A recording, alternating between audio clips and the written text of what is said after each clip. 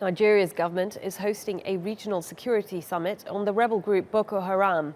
There'll likely be discussion on tackling the humanitarian effects of the conflicts, which has killed some 20,000 people and forced more than 2.6 million from their homes.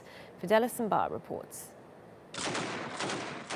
Some people call Boko Haram the most dangerous terror group in the world.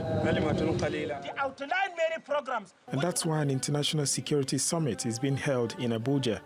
The goal is to continue with the fight and the recent progress that's been made.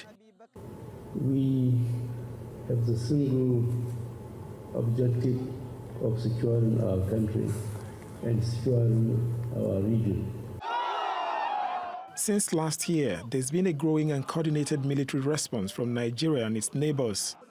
They've established a multinational force with 7,500 soldiers to take back villages and towns held by Boko Haram. But it wasn't always like that. Cameroon is now part of that military operation, but had previously been criticized in the media for not doing enough. Cameroon had never been reluctant or had any time to withdraw from the fight against Boko Haram. If we do that, what will we benefit? It was bad media coverage to say that, so I reaffirm that Cameroon remains committed in the fight against Boko Haram.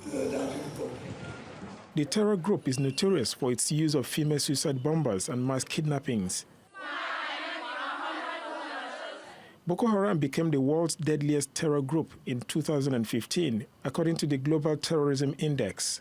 The group has killed more than 11,000 people since 2009.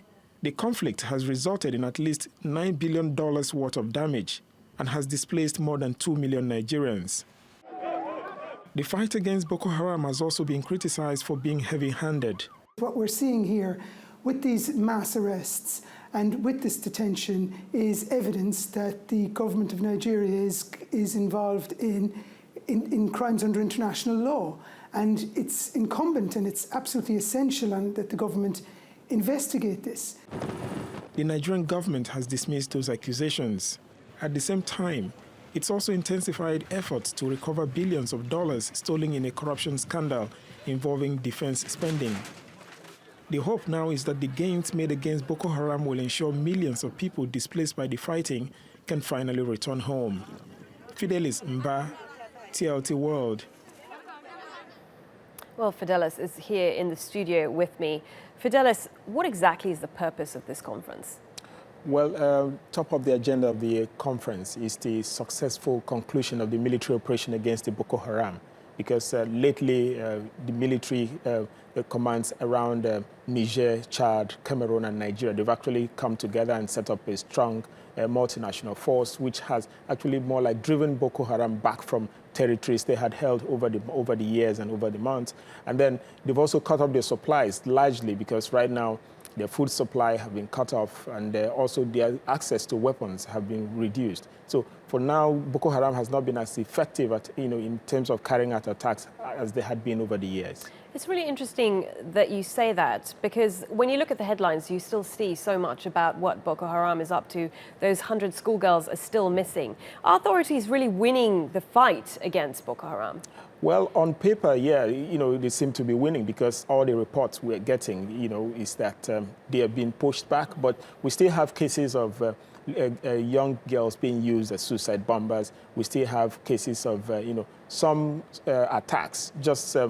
But unlike before, they will come out in hundreds, take over villages, kidnap people, and then they've been also rescue of some of the hostages they've held over the years. So to some extent, they can, the authorities are claiming success. And what this summit now intends to do is to try to consolidate in terms of giving out more weapons, like the U.S. has promised to sell some helicopters to Nigeria so that they'll be able to consolidate. And then also France, which hosted the first summit, the first regional summit in 2014, is hoping to sign a military and cultural cooperation with Nigeria so that they can also intensify their efforts in terms of cooperation, and then to take the fight to Boko Haram and ensure that that the group is more like finally eliminated, and then people who have been displaced, because there's been a big humanitarian crisis in that region, so that those people can actually return back to their homes, and then they can start this process of rebuilding the entire region.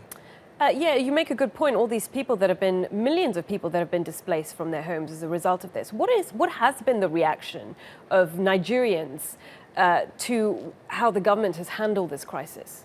Well, the previous government was accused of being lackadaisical in their approach. But since President Muhammadu Buhari came in, one of the first steps he took was to relocate the military command from the capital, Abuja, to Maiduguri, which is the heart of where the Boko Haram attacks were happening. And since then, there's been an improvement, and then he's tried to buy new equipment, arms and ammunition for the military. He's trying to also motivate the military because he's an ex-military general. And that has actually more like, to some extent, boosted the morale of the people who are fighting. And Nigerians have been largely impressed with, the effort so far, because some people have been able to go back to places that had been captured before. And then, people are looking forward to some of the IDPs who are in camps in some cities returning back so that they can begin, the process of having their life, restored. Okay, Fidelis, many thanks for that. Fidelis and Bar there.